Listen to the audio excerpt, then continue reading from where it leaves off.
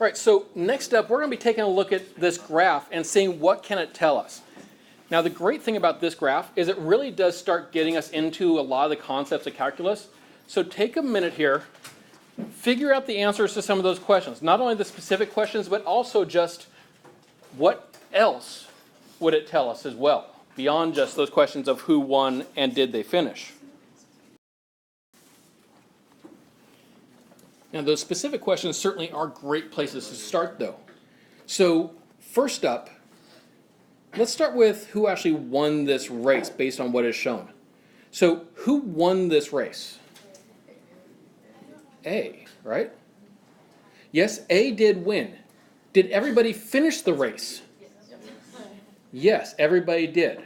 Now, those questions can be a little bit tricky just at the first glance of this because we're used to seeing graphs that might look slightly different from this.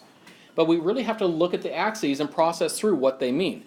Because notice our y-axis here is telling us the distance they've actually ran. So notice that each of them actually ran the full 100 meters that we were trying to get there. And the winner of the race is the person who gets there first, and that's why A won, because A reached that 100 meters in the smallest amount of time. Okay. So that's the basic stuff. What else does this graph tell us about this race? Yeah, it looks like B maybe tripped or had something happen partway through. And for part of the race, they were not moving at all. So notice that flat line there. That means that they're just not moving. Also, A was actually moving really fast for half to 2/3 of the race. Yeah, it looks like A was moving really fast. And in fact, I got kind of a side question for that. Who reached the highest top speed? Or maybe A right at the start. It's kind of hard to tell, yes. Who can we definitely rule out did not have the highest top speed? C, yeah. Because C, the entire way through, is kind of just this gradual slope. And the person with the fastest top speed is going to be the person with what on their graph? Yeah, it's like the steepest slope, right? So you would be looking point by point all the way along each of the graphs and looking to see who had a point with the highest or the steepest slope. And that's going to tell you who was actually reaching the highest top speed along the way. Now, who had the lowest top speed? Or actually, step back, restate that. Who had the lowest speed total during their race time? I would say B, because B stopped. Now, the total, yeah, if it was total, like who had the lowest average speed, if that's the way you're thinking what I was saying, yeah, that's definitely C. Yep.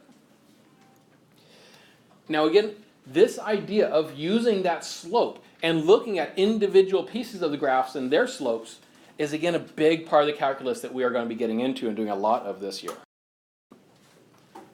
All right, so next up, I really like this problem because it's going to make you scratch the back of your brain a little bit.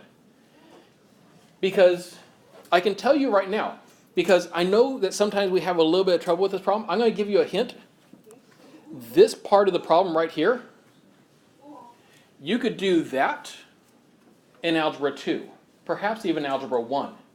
So that's going back a ways. It's going to an old skill. So that's why I say it's scratching the back of your brain a little bit. This might be as much a matter of going and finding old information as it is problem solving your way through. But we're going to take some time, go and figure out as much of this as you can. And we'll check in here and there and see how you're doing. Here is a completely separate example, but it is related in terms of how we might approach it. I just made up this problem, g of x equals x minus 8 times x plus 5. But I grabbed this example because I wanted to remind you, g of what would equal 0 here? Positive 8. Yeah, g of 8 would equal 0, right? Mm-hmm. And yes, g of negative 5 would also equal 0. I would say that is very closely related to this problem. So now let's see how we can apply that to this particular problem. So for this one, we are going to write f of x equals Well, we want f of 2 to equal 0. If f of 2 is going to equal 0, that means we have to have an x minus 2. And we want f of negative 3 to be 0, so we go x plus 3. Now, when we do that, that so far has taken care of just this part. But we still have to take care of this f of 1 equals 16. Well, there's a few different ways to approach it, but, you know, if you're contemplating that and trying to figure out, have you tried to see what f of 1 does give us? Because that would be a great start. What does f of 1 actually give us?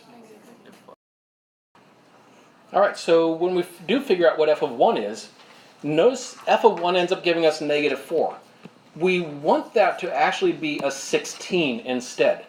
So the question you should then be asking is, what can you do to negative 4 to turn it into 16? There's like 3 different options. Yeah, one of them we already got out there. We could square it. So we can square the negative 4. We could add. Like I could add 20, so negative 4 plus 20 would give me the 16.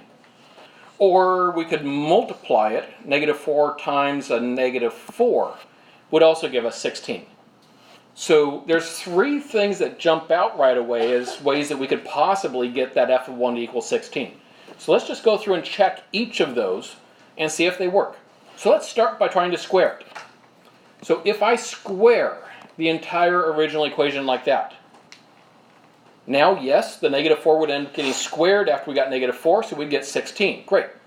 Would f of 2 still equal 0? Yes, because I would plug in 2, I'd get 0 inside, 0 times whatever is 0, and 0 squared is still 0. All right, so does that work? Well, kind of. There's one tiny little detail. Is that a quadratic anymore? No. No, that's quartic. It now has 4 terms because we squared it. So actually that will not work because although it works for the numbers, it doesn't work for the fact that it's quadratic. So we can eliminate the idea of it being squared right now. What about adding 20? Can I just say plus 20 on the end? Well, would f of 1 equal 16? Yes, great. Would f of 2 equal 0? No. Because I plugged 0 in over here.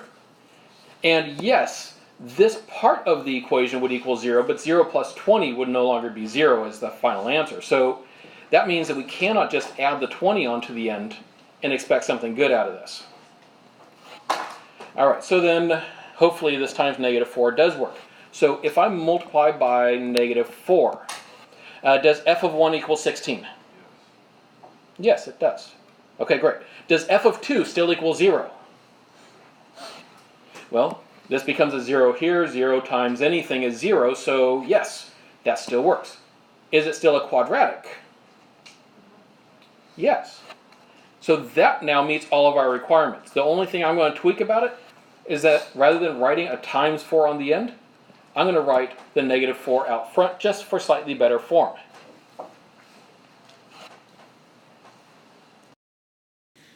All right, now having done that problem, you should be able to do this problem without too much difficulty because it's actually very similar to the one that we just went through.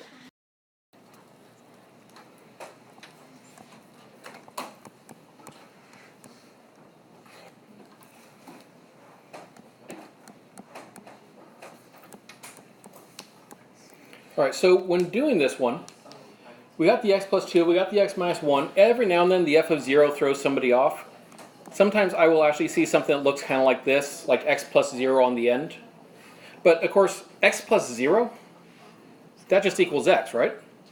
So really I could actually just call this an x here on the end.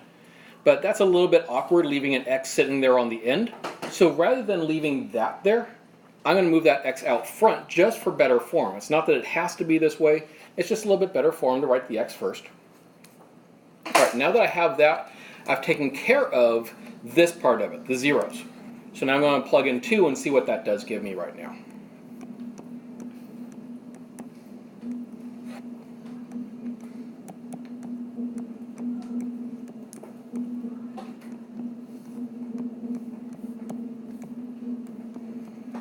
And so this gives me an 8. So if f of 2 currently equals 8, I want it to actually equal a negative 24. Well, just like the last one, we're going to want to multiply it. We just want to apply a stretch because shifts end up changing where the zeros are. So what do I multiply 8 by to make it into negative 24? Negative 3, absolutely. So then there's our equation. F of x equals negative 3x times x plus 2 times x minus 1. All right, now, as we move forward, I also want to make sure that we're okay on some of our vocabulary stuff. And so for each of these different functions, I'd like you to write down the function name and an example of that function. So give me an example equation to represent each of those functions, and do as many of them as you can. Any of them that you just can't remember, you might want to leave a little extra room there so that you can add in a note to yourself about how we get it, because we'll be discussing our way through this list here in, well, a minute or two. All right, so let's start taking a look down this list. For linear, what's an example of a linear equation? That'll work. The most simple equation that we can have for linear is just y equals x. Now, does it have to be x? No. You can add a constant to it. You can even multiply x by something. But that's as much as you can do. You can't square it or anything like that in order for it to still be linear. All right, how about an example of a polynomial equation? X cubed plus x squared plus x. That's a great example of a polynomial equation. And in case you're wondering, can we multiply them by stuff as well? Yes, you could also be multiplying these various x's by things, and it would still be a polynomial equation. Now, what about a power function? So power function is kind of tricky. We often confuse power functions with exponential. A power function is actually more closely related to a polynomial function. A power function could perhaps be described best as a monomial function. So a power function is any kind of a monomial. So like taking a cue from our last one that we came up with, 4x cubed is a power function. But I cannot do the plus with it. The power function is just the monomial. It has nothing added or subtracted to it. But you have an x, it can be to a power, it can be multiplied by something. The polynomial is the same thing, it's just that you can have a whole series of them added or subtracted together. Rational now. Rational equations. This one is always tricky to come up with because you've actually seen the word rational come up over and over again, but usually nobody has taken the time to explain why the word rational is being used in the context it is. So I'm going to bring you back here to the very first time you would have seen the word rational. And that was when categorizing and classifying numbers and number families. Like when you identified what's an integer, what's a whole number, what's a rational number versus an irrational number. And one of the things that made rational numbers distinctive is that they could be written as a fraction. So a decimal that ends, it can be written as a fraction. Or decimals that repeat, they can be written as a fraction. That's what made them rational. Every other time you've seen rational come up, for instance, simplifying rational expressions, solving rational equations, and even graphing rational functions, it has always been an equation that is some sort of a fraction. And so an example of a rational here, how about like x plus 1 over x squared minus 2x, just making one up there. Basically, it can be a polynomial over a polynomial, and that is rational. So, as you're writing down notes, a lot of people had trouble remembering that one. Hopefully, if you didn't remember that one, you made a note to yourself next to it, hey, rational. Rational tells me fraction. So that you're going to remember some of that stuff going forward. Just because I don't write it down doesn't mean you shouldn't in some cases. You write down whatever's going to be useful for you to be able to remember. Now, algebraic. Normally, algebraic gives us a little bit of trouble coming up with our example here. Not because it's particularly tricky, but because it's so generic, actually. An algebraic function is basically something that isn't anything else on this list. So a very common type that you might see for algebraic, I need a little bit more space, so let's put it over here, would be, say, for instance, a rational. So I'm just going to grab my rational that I had before. Right now, this is a rational equation until I do this. Now it's no longer rational. Now it's algebraic because it's a mix of polynomial and rational. So it's just an algebraic function in that kind of case. So algebraic is our catch-all. Trigonometric, well, it involves a trig function, right? So it could be sine of x. Or it could be sine squared of x. Or it could be sine squared x plus cosine squared of x. It could be all sorts of things, right? Hopefully that one rings a little bell. All right, exponential. This is the one that we were trying to think of earlier when we were talking power. Basically, exponential is anything where you have x in the exponent. That's what makes it exponential, is x being in the exponent. And yes, you can have other things going on with it along the way. And logarithmic, of course, that includes logarithms, right? So, for instance, a nice simple one might be log of x. Or it could be log base 2 of x. Or it could be log base 2 of x plus 5 times the natural log of x. All of those involve the logarithms, and so those are logarithmic functions.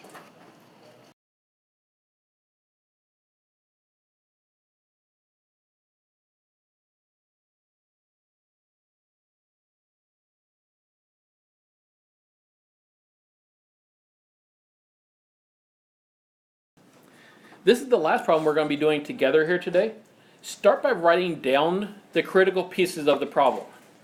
Now, when I say the critical pieces, that's going to be just enough information so that as you do the algebra, if you look back at this, you know where the problem came from. You know what the original stuff was. So for some of you, that means you really want to know that it's a furniture factory. For others of you, that just means you want to know the numbers that are involved and what each of them means. But write down enough so that you can backtrack and figure out what everything was in the original problem. Write that down, and then once you've written that down, go ahead and start working through the problem.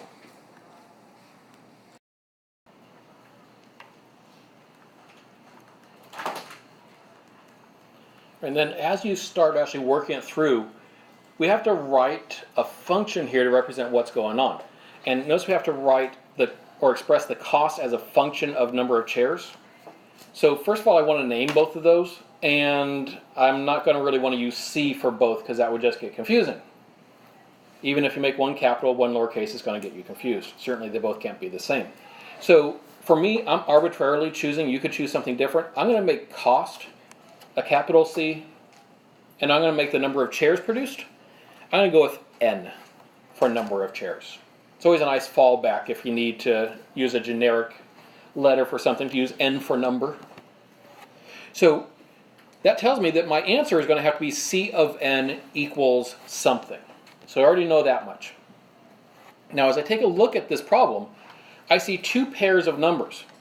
I see that 100 chairs gets me $2,200, and 300 chairs goes with $4,800. Well, really there, what we have is we have coordinate pairs. And one way, not the only way, but one way you can look at this problem is to just turn them both into a couple coordinates and write the linear equation that goes through the two coordinates. So I'm going to approach it that way here to remind you about how we would go about that, because it's probably been a while since you've gone through that process. The first thing I would want to do is I'd want to get the slope. So slope is going to be the change in y over the change in x, otherwise known as rise over run, or y2 minus y1 over x2 minus x1. It all depends on how you remember it and all that stuff. But that's what it's going to look like, whichever way you remember it. And when we do that, we end up getting 2,600 over 200. And what does 2,600 over 200 equal? 13. That is our slope. So my slope here is going to be 13. So that means I got to do 13 times my variable, which I earlier decided was n, because this is going to be in terms of n. Then it has to be plus something. This is our y-intercept. Remember in the old y equals mx plus b? B represented the y-intercept, so just for consistency, I'm going to use b. So a great way to do this, again, there's different ways you could approach getting this, and if you do it a different way and get the same answer, that's fine. But if you don't remember, a good way is you can actually grab one of the points. I'm going to use the 100, 2200 point, and you can plug the coordinates of that point in and see what it gives us. And so if I work out that math, I end up getting 2200 equals 1300 plus b. Subtract the 1300 from both sides, you end up getting that b is 900. So we got 13n plus 900. And then that is our final equation. And again, if you did it a different way but got to the same place, that's perfectly fine. Now before we go to the very end and get to work on tonight's assignment, a couple follow-up questions on this. What does the slope, that is the 13 here, actually represent? What's it mean here? Cost per chair. Exactly, yeah. That is going to be our cost per chair. So $13 per chair produced. Okay. What about the 900? What's the 900 represent? I'm hearing a couple different things out there. What would you say? I was gonna say like a base cost. Or whatever. Base cost, that would work. Starting cost is something else I heard. You could say initial cost. You could say upfront cost. Notice all of these are saying it's basically the cost before you make any chairs. And there's different ways to say it, but it's all the same idea.